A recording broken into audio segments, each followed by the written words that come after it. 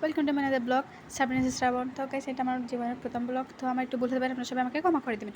এটা আমার এইতে বসেছিলাম, আমার বোন বলতেছে 10 টাকা, মানে ও কিছু টাকা না আমাকে বলতেছে কেক বানিয়ে দেবে। তো আমার আর কী করছে, তাই আমি এই আইটেমগুলো দিয়ে 10 মিনিটের মধ্যে আপনাদেরকে কেক বানিয়ে দেখাবো। তো প্রথমে আমরা এখানে 4টা বিস্কিট আমরা করে নিচ্ছি, 4টা বিস্কিট নিয়ে নিচ্ছি।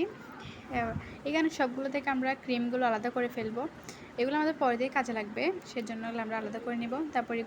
তারপর এখানে আমরা 1 কাপ পরিমাণ দুধ অ্যাড করব, দিয়ে একটু একটু ওগুলোকে নরম করতে হবে। আমাদের দুধগুলোকে নরম করতে থাকবো যতক্ষণ না দুধ দিতে হবে হালকা হালকা, বেশি হয়ে গেলে কিন্তু সমস্যা আছে, সেজন্য হালকা হালকা দিয়ে আমাদের করতে হবে। তো এখানে দেখবেন একটা মানে বাটার সিস্টেম একটা মোল্ড তৈরি হয়েছে।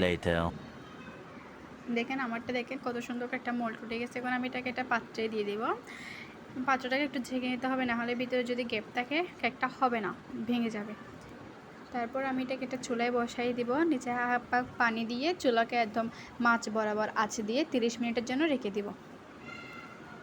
A few moments later.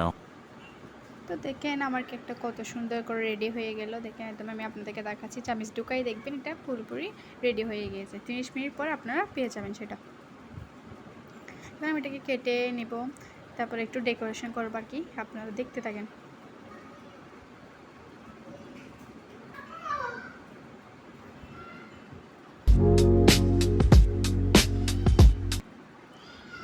Guys, এটাকে আমি এমনভাবে ডেকোরেট করছি যেমন কি, এটা কি বলবো, এটা তো মানুষ দেখে অজ্ঞান হয়ে যাবে। এটা কি একটা